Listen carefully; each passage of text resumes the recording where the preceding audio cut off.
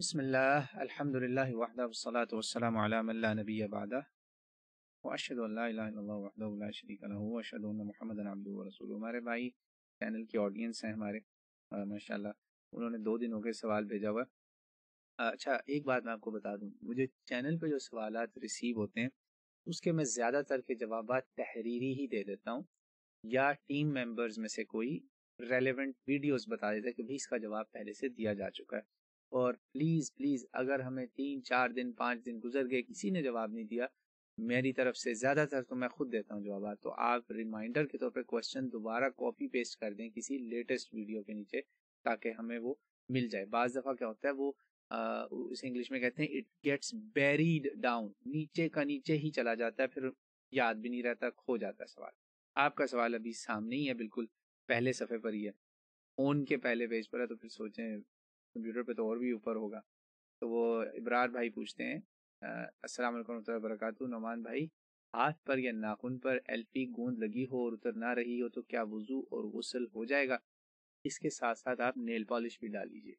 मसला यही है कि इस मसले पर मशहूर बात लोगों में यही है कि जी सिर्फ जो हनफी लोग हैं ना पाकिस्तान में, देवबंदी और बरेलवी लोग हैं, इंडिया पाकिस्तान बांग्लादेश सब कॉन्टिनेंट के अंदर हनफी, इवन अफगानिस्तान में भी अक्सरियत हनफी फ़िक़ा पे चलने वालों की है। तो जी हनफी फ़िक़ा की किताबों में ये लिखा हुआ है कि अगर बाल बराबर भी हिस्सा खुश्क रह गया जिस्म का तो वजू नहीं होगा। बहुत सख्ती है इस मामले में, यहाँ तक के कहा गया कि गुस्ल जैसे खातून कर रही है, गुस्ल जनाबत है या कोई भी गुस्ल है, और जो उसके बाल हैं, अगर उसने चुटिया बांधी हुई है, उस चुटिया के अंदर भी कोई बाल खुश्क रह गया तो तहारत ना हुई। ये हैं वो फतवे जो मंसूब हैं सिर्फ हनफी फ़िक़ा के साथ। अब मैं आपको बताऊं, गूंद है, एल्फी है, नेल पॉलिश है, नेल पॉलिश भी इसमें साथ शामिल करें, इन सब पे एक्चुअली आप हैरान हो जाएंगे, शाफी हम्बली तकरीबन सभी के फतवे यही हैं। जी हाँ, इसी तरह के सख्त फतवे मैं आपको एविडेंस देता हूँ उसके। बल्कि सऊदिया की जो लजनतुद दायमा है और उसमें वो तमाम फुकहा को कंसिडर करते हैं, और जहाँ वो देखते हैं कि ये मसला फ़िक़ी तौर पर लोगों के लिए इसमें आसानी होगी, वो आसानी दे देते हैं। लजनतुद दायमा permanent life time committee of फतवा, जिसमें वो उलमा हैं जो आज की बिगड़ी हुई हुकूमतों के अपॉइंटेड नहीं है, पुराने हैं, वो 30 30 साल 40 40 साल से इस कमेटियों में लोग हैं, कुछ फौत भी हो चुके हैं, वो प्रिंटेड है फतवे, अब उनको कौन बदल सकता है, वो तो they are published. I have at least 8 volumes of that अल्हम्दुलिल्लाह। सिर्फ खवातीन के फतवे अलहदा से 4 वॉल्यूम है हमारी लाइब्रेरी में यहाँ अल्हम्दुलिल्लाह। ये लाइब्रेरी जितनी आप देख रहे हैं मेरे दाएं बाएं आमने सामने, ये यहाँ के लोगों ने बनाई है अल्हम्दुलिल्लाह। दुनिया भर से किताबें यहाँ ला ला के उन्होंने रखी हैं, अल्लाह उनको इसका सदका जारिया का अजर दे। वजह क्या है?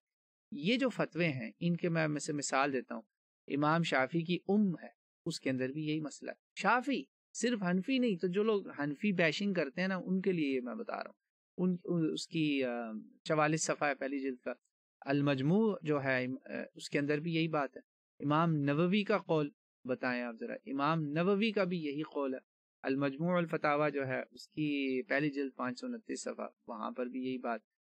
फतावा लजना दायमा की 218 नंबर है पेज, 5वीं जिल्द का, वहाँ पर भी यही बात है कि नेल पॉलिश है या कोई भी कोटिंग है, अगर वो इम्परमिएबल है, यानी उसके नीचे से उसमें पानी नहीं रिसेगा, नीचे को स्किन को पानी नहीं जाके छुएगा, तो आपका वजू इनवैलिड है। यही गोंद एल्फी सब के ऊपर है। लेकिन इसकी बेस क्या है? ये सबने इतनी बड़ी बड़ी जो हैं अथॉरिटीज, उन सब ने ये फतवे दिए हुए हैं, यानी शाफई के पुराने फतवे, इमाम नववी बाद में आते हैं 400 साल बाद, वो भी यही फतवे दे रहे हैं, हम्बली उलमा भी यही फतवे दे रहे हैं, सलफी भी यही फतवे दे रहे हैं। लजना दायमा में हम्बली और सलफी दोनों, यानी सिर्फ हनफी अब अकेले नहीं रह गए। वजह क्या है? वजह इसकी बैकग्राउंड में हदीस है, सुनन नबी दाऊद की 332 नंबर हदीस है, वो सही करार दी गई है अक्सरियत उलमाए हदीस की तरफ से। वो हदीस है कि आप सल्लल्लाहु अलैहि वसल्लम ने फरमाया कि तुम्हें जब पानी मिल जाए तो इसको तुम्हारी स्किन को पूरी छूना चाहिए। वजू के कॉन्टेक्स्ट में बात हो रही है। इससे उन्होंने मतलब ये निकाला कि छूने से मुराद है कि हर जर्रा छुआ हो। मैं ये समझता हूँ कि ये थोड़ी सी सख्ती है। नाखून जो है ना, इस जिल्द जो स्किन है ना, इस पे डिबेट है, अब मॉडर्न डिबेट है कि जो नाखून है असल स्किन तो इसके नीचे है। भाई वो उस जिल्द के अंदर तो पानी ज्यादा से ज्यादा नमी जाएगी, मॉइस्चर जाएगा, क्योंकि नाखून आगे से तो खुले, आगे से टॉप से, यानी कि वो सील तो नहीं है, तो हो जाता है। बहरहाल मैं अपनी फैमिली के लिए मैं यही कहूँगा, मुश्किल करता हूँ उनके लिए, ये ना समझेगा मैं अपनी फैमिली को रियायत दे रहा हूँ। हमारी फैमिली में अल्हम्दुलिल्लाह दूर दूर तक मैं कम अज कम जिनका मैं जिम्मेदार हूँ, मेरी अपनी वालिदा, सबसे बड़ा बेटा होने के नाते मैं सबसे ज्यादा हक रखता हूँ फतवेबाजी का, नाउज़ुबिल्लाह। मेरी वालिदा, मेरी वाइफ, मेरी बहन, कम अज कम इन 3 खवातीन का मैं जानता हूँ कि वो लगाती ही ऐसे ही वो हैं हन्ना वगैरह, कि वो जरूरत ही नहीं है, नेल पॉलिश का इशू ही नहीं है अल्हम्दुलिल्लाह, ये नमाज का चक्कर पड़े वो। बहरहाल जो बहनें लगाती हैं, मैं उन्हें कहता हूँ आप नमाज फिर भी पढ़ें, इस पर शायद मेरी वीडियो भी है। अब ये जो हार्ड वर्किंग हमारे लोग हैं, लेबर है, बुक बाइंडिंग का काम कर रहे हैं, ग्लू एल्फी मेरे भी हाथों पे बहुत लगती है अल्हम्दुलिल्लाह, ऐसी बात नहीं कि मेरे नहीं लगती। अब मेरे इस वक्त हाथ इस वक्त भी काफी खुरदरे हैं, यानी जगह जगह से छिले हुए हैं। बाज दफा आपको बैंडेज लगानी पड़ जाती है। अभी पिछले हफ्ते मैंने यहाँ बैंडेज लगाई थी क्योंकि I was doing some work, और उस दौरान मेरा थोड़ा हाथ जख्मी हो गया। अब वो मजबूरी है, ये आप शौकिया काम नहीं कर रहे। नेल पॉलिश तो फिर फैशन है, जिसके किसी के यहाँ एक ग्लू का डॉट लग गया, यहाँ कहीं छोटा मोटा लग गया, मैं ये समझता हूँ उसमें आपका वजू जायज है, बल्कि आपको फिक्र ही नहीं करनी चाहिए। मैं जायज का लफ्ज बोल रहा हूँ, फिक्र ही नहीं करनी चाहिए, क्योंकि आप अल्लाह ताला के लिए, अल्लाह ताला के हुक्म की पैरवी के लिए आप आए हैं, मेहनत मजदूरी छोड़ कर आए हैं, सारे काम दुनिया के छोड़कर अल्लाह के सामने सजदा रेज होने आए हैं। अल्लाह ताला ला युकल्लिफुल्लाहु नफ्सन इल्ला वुसअहा, कुरान पे मैंने बात खत्म की है कि किसी पर उसकी सकत से ज्यादा बोझ अल्लाह नहीं डालता, वो एल्फी वगैरह नहीं उतरती। मेरा पर्सनल एक्सपीरियंस है अल्हम्दुलिल्लाह, मैं मजदूर बंदा हूँ, कई तरह की मैंने जॉब्स की हैं, ये नहीं उतरती, ये फंस जाती है। There is nothing you can do. तो क्या आप अब नमाजें दोहराएंगे एक हफ्ते की?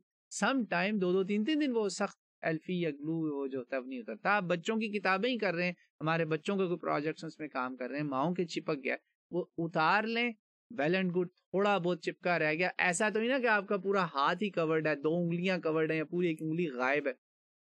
Don't worry about it, your वजू इंशाल्लाह and Salat is okay. I know बड़े खतरनाक फतवे, मगर मैं ये समझता हूँ कि ये एक मजबूरी की कैफियत है, ये आपने शौकिया नहीं किया।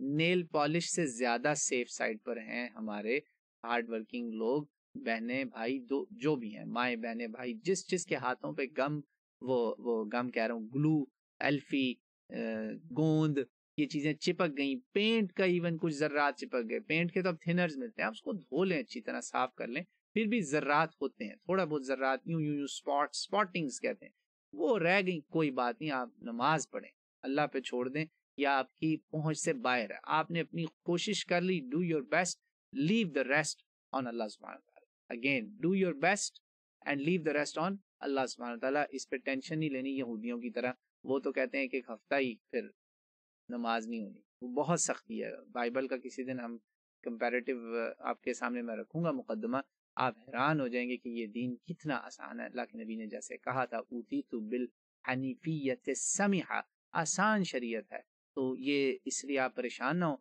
वो जो हदीस है अबू दाऊद की, उसमें कतन ये बात नहीं है कि पूरे का पूरा जिस्म ही गीला होगा तो वजू होगा, थोड़ा बहुत। भाई सहराओं में रहते थे सहाबा कराम, कहाँ सबके पास थे इतने एक्सपेंसिव शावर्स के वो पूरे के पूरे जिसे कहते हैं ना 120% गीले हुए, ऐसा नहीं होता था। बिल्कुल बेफिक्र हो जाएं, do your best and leave the rest on Allah सुब्हानहू व तआला, वमा अलैना इल्लल बलागुल मुबीन, वल्लाहु अअलम।